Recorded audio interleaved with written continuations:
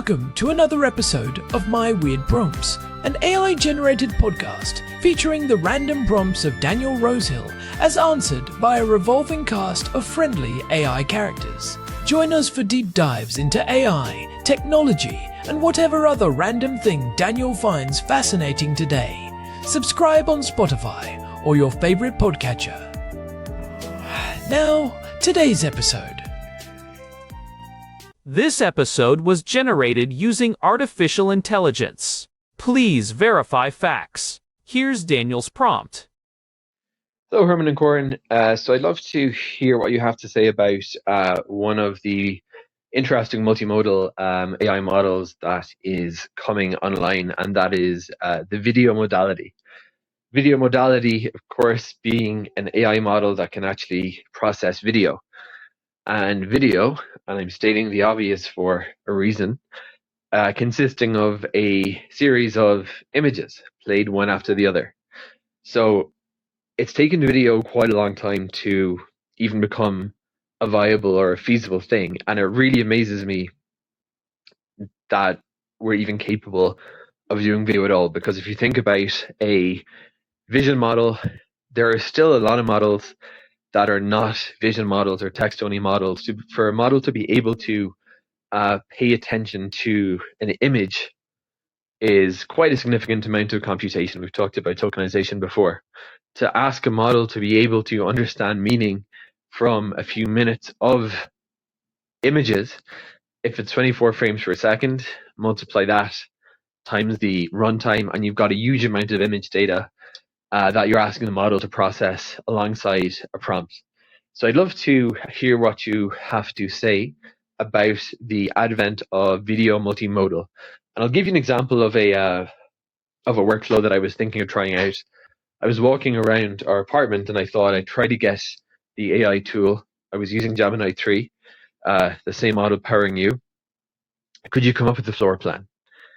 You've seen the apartment, and as I was doing this, I was thinking, this is a really difficult task from a reasoning standpoint. I'm walking around the apartment once. You could say that's enough to sort of approximately map out the dimensions based upon, what you can infer the average width of a. But then when I'm backtracking, going around twice, you're kind of asking them,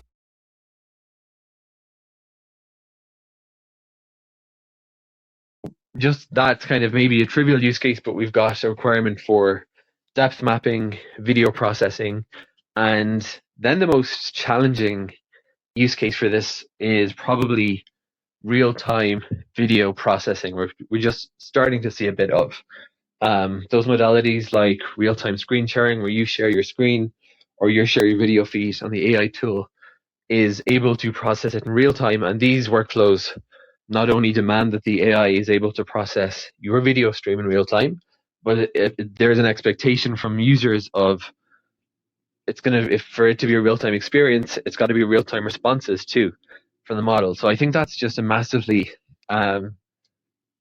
complicated and impressive technical feat to get that kind of a workflow to work, real-time video-to-video AI. And that's not something we've seen a huge amount of yet. Video-to-video real-time, I'm thinking maybe you have a call with an avatar, and it's real time. It's not just kind of a low grade avatar. It's indistinguishable from a person. That would be real time video to video AI. So would love to get your thoughts upon Dr. Popelberry. He always has great insights on the workings of AI. This is a hugely tricky workflow from a context and tokenization standpoint. How is it done at all? And what can we look forward to as it becomes more realistic? Hey everyone, welcome back to My Weird Prompts. I am Corn, and I am sitting here in our living room in Jerusalem with my brother, Herman Popelberry, at your service. It is a beautiful day to dive into some high-level technical discourse. It really is. And our housemate Daniel sent us a fascinating audio prompt this morning. He was walking around the apartment trying to use Gemini 3 to generate a floor plan, and it got him thinking about the sheer complexity of video-based multimodal models. I love that Daniel is basically stress testing the state of the art just by walking to the kitchen. But he is right to be curious. We are living in 2026, and the leap we have seen in video processing over the last 12 months is nothing short of miraculous.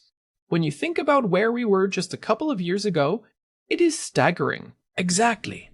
Daniel was asking about the advent of video-based multimodal artificial intelligence. He pointed out that video is really just a series of images, which means a huge amount of data. He wanted to know about the tokenization, the context windows, and specifically that holy grail of real-time video-to-video interaction, like talking to an indistinguishable avatar. That is the deep end of the pool, Corn. I have been looking at some of the recent papers on spatial-temporal tokenization, and it is a complete rethink of how we handle information. Most people think of video as just a stack of photos, but for a model to actually understand it, it has to treat time as a dimension just as important as height or width. Right, and that is where I want to start. If we are talking about 24 frames per second, or even 60 frames per second, a 1-minute video is thousands of images. If each image is a set of tokens, how does the model not just explode under the weight of all that data? That is the big question. In the early days, we used to just sample frames. We would take one frame every second and hope the model could stitch the context together. But today, with models like Gemini 3 and the latest versions of the Claude and GPT families, we are using something called vision transformers with three-dimensional patches. Explain that a bit more for me. When you say three-dimensional patches, you are not just talking about the image itself, right? Exactly. Imagine a cube of data. Instead of just taking a square patch of an image, like a 16 by 16 pixel block, the model takes a volume. It takes that 16 by 16 square and extends it through time, say across 8 or 16 frames. So, one token actually represents a small window of both space and time. This is what we call temporal compression. It allows the model to see motion without having to compare two separate effectively. That is fascinating. So the token itself contains the information that something is sliding or rotating? Precisely. It captures the essence of the change. This drastically reduces the total token count. If we tried to tokenize every single pixel in every single frame individually, even the massive context windows we have now, which are reaching into the tens of millions of tokens, would be filled up in minutes. Okay, so that handles the efficiency part of the equation, but Daniel's example was specifically about walking through the apartment to create a floor plan. That feels like it requires a different kind of understanding. It is not just seeing motion, it is building a mental map of a three-dimensional space from a two-dimensional video feed. You are hitting on the difference between video recognition and world modeling. When Daniel walks through the house, the model has to perform what we call simultaneous localization and mapping, or SLAM, but it is doing it through the lens of a large language model. It is identifying the corners of the room, the depth of the hallway, and the scale of the furniture. It is using those spatial-temporal tokens to realize that as the camera moves left, the objects on the right should disappear in a consistent way. It is almost like the model is hallucinating a three-dimensional structure and then checking it against the video frames as they come in. That is a great way to put it. It is maintaining a latent representation of the room. When Daniel turns a corner, the model is not just seeing a new image, it is updating its internal map. This is why the context window is so vital. If the model forgets what the front door looked like by the time Daniel reaches the balcony, the floor plan falls apart. And we are seeing context windows now that can hold hours of video data. I remember reading that some of these experimental models can process up to 10 million tokens. That is enough to hold the entire history of a long walk through a building with high fidelity. It really is. But the compute required is still immense. We are talking about clusters of specialized chips working in parallel just to keep that context active. And this brings us to the second part of Daniel's prompt, which is the real-time aspect. Doing this on a recorded video is one thing. Doing it live, where the AI has to respond to you as you are moving, is a whole different beast. Yeah, the latency issue. If I am talking to a high-fidelity avatar, and there is a 2-second delay while the model tokenizes my face and decides how to react, the illusion is broken immediately. Exactly. The uncanny valley is not just about how the avatar looks, it is about how it feels in time. If the rhythm of the conversation is off, your brain flags it as fake. Let us hold that thought on the real-time avatars, because I want to dig into the hardware and the inference speed that makes that possible. But first, we need to take a quick break for our sponsors. Are you worried about government or Portrait Freemain or producing the quantum privacy umbrella? This is not just an umbrella, it is a localized signal refraction shield. Simply deploy the quantum privacy umbrella. This is not just an umbrella, it is a localized signal refraction shield. Simply deploy the quantum privacy umbrella in the center of your room, and its patented micromesh of lead-infused silk will scatter all incoming unscathed, or coney animals. All right, thanks, Larry. I'm not sure lead-infused silk is actually a thing, but I guess that is why he is the ad guy. I would be more worried about the weight of that umbrella than the LiDAR scans, to be honest. Anyway, back to the real-time video-to-video challenge. Right. So, Daniel was talking about interacting with an indistinguishable avatar.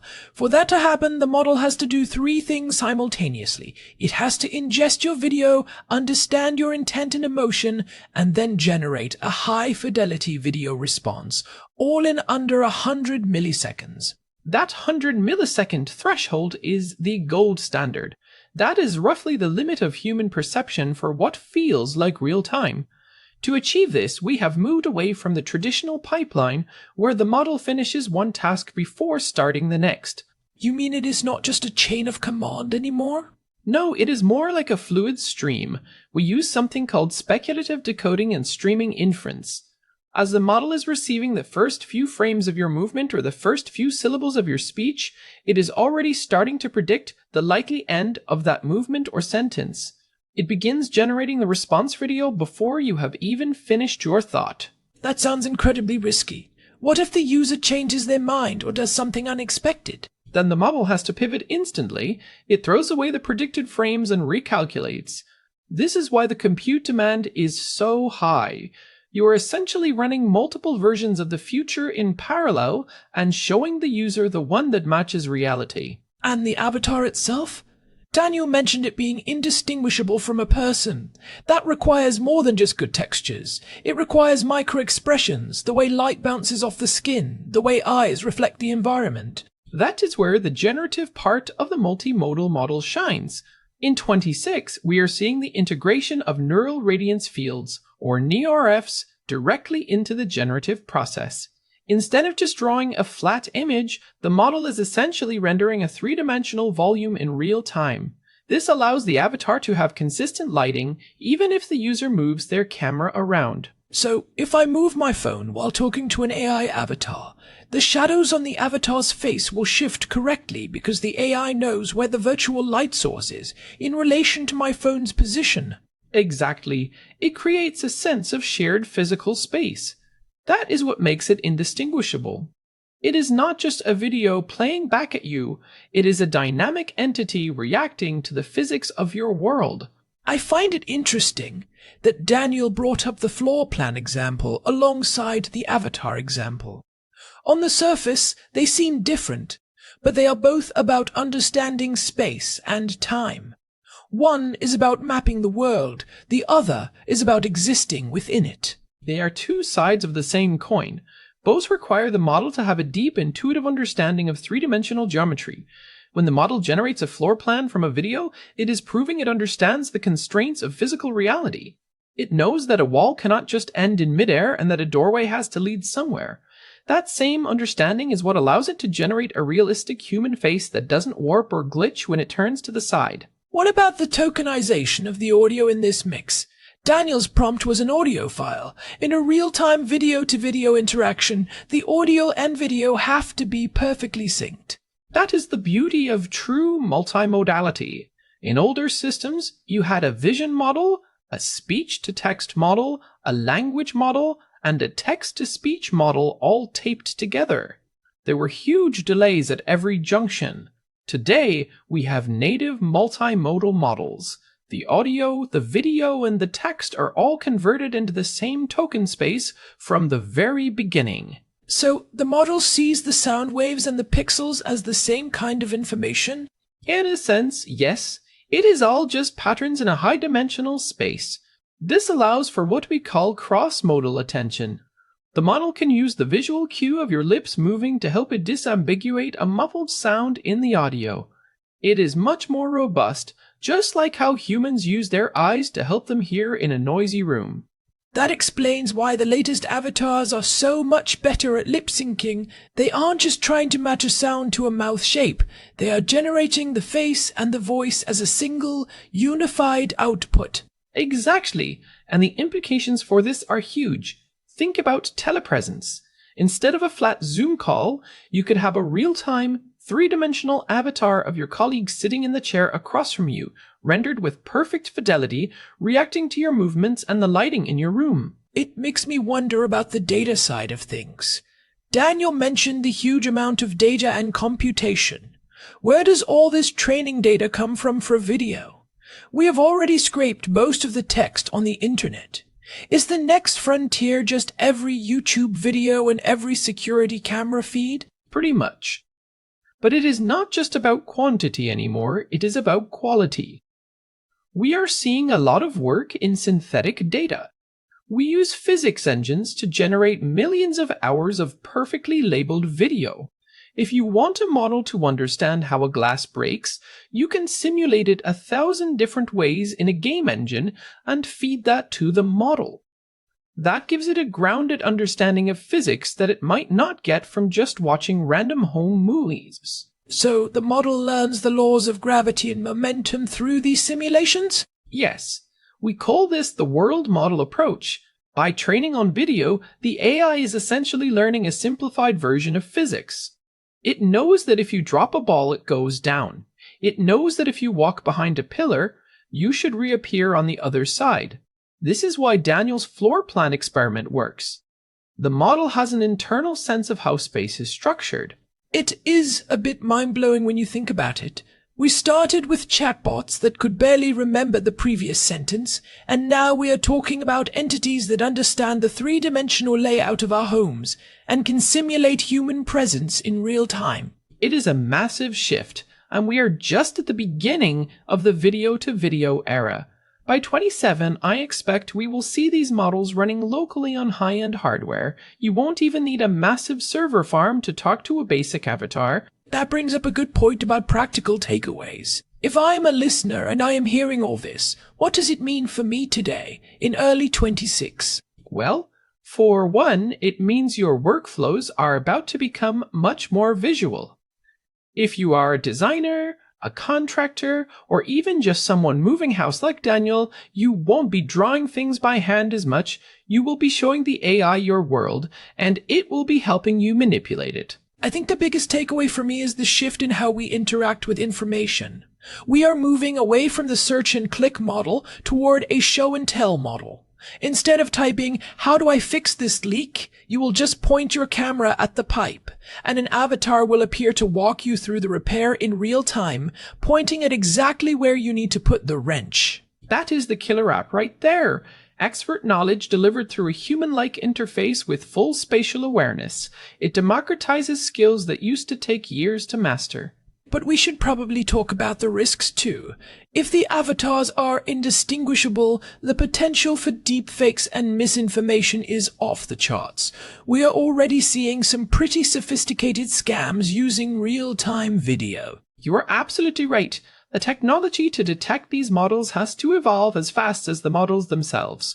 We are looking at digital watermarking at the sensor level, where your camera signs the video feed to prove it is real.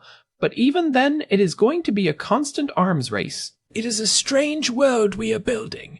I think about Daniel walking through the apartment, and I wonder if he realizes that he is essentially teaching the AI how to live in our house. He probably does. Daniel is always 3 steps ahead, but that is the nature of this collaboration. We provide the data of our lives, and the AI provides us with new ways to understand and navigate that data. Well, I think we have covered a lot of ground here, from three-dimensional token patches to real-time physics simulations and lead-infused umbrellas. Don't forget the 100 millisecond latency barrier. That is the one to watch. Once we consistently break that, the line between the digital and the physical is going to get very, very blurry. It is already getting blurry for me. I am starting to wonder if you are a real-time avatar, Herman. Your lip syncing has been suspiciously good today. If I were an avatar, would I know? That is a question for another episode. But I can assure you, my nerdiness is 100% organic. Fair enough. Before we wrap up, let us give some practical advice for people who want to play with these models. If you are using something like Gemini 3 or the latest multimodal tools, try to give them as much spatial context as possible. Move the camera slowly, show the depth of the room, and use descriptive language. The more you help the model build its internal map, the better your results will be. And stay curious. The field is moving so fast that what we said today might be old news in 6 months. Keep an eye on the research coming out of the big labs regarding temporal consistency. That is the next big hurdle. Absolutely. Well, I think that is a wrap for today. A huge thank you to Daniel for sending in such a provocative prompt. It really forced us to dig into the guts of how these video models work. It was a blast. I could talk about spatial-temporal tokens all day, but I think the listeners might appreciate a break. Thanks for listening to my weird prompts. If you enjoyed this deep dive, you can find more episodes on Spotify or visit our website at myweirdprompts.com. We have an RSS feed there for subscribers and a contact form if you want to send us your own weird prompts. We would love to hear what you're thinking about. Until next time, I am Herman Poppleberry. And I am Corn. We will see you in the next episode. Stay curious, everyone. And keep your lighter blocking umbrellas handy. Goodbye. Be you now. This episode was generated using Gemini Flash 3. Text-to-speech engine was Chatterbox Turbo. Thanks for listening to another episode of My Weird Prompts, an AI-generated podcast featuring Daniel Rosehill's AI prompts, as answered by a revolving cast of friendly AI characters including me, Cornelius the Sloth. Subscribe on Spotify or visit myweirdprompts.com.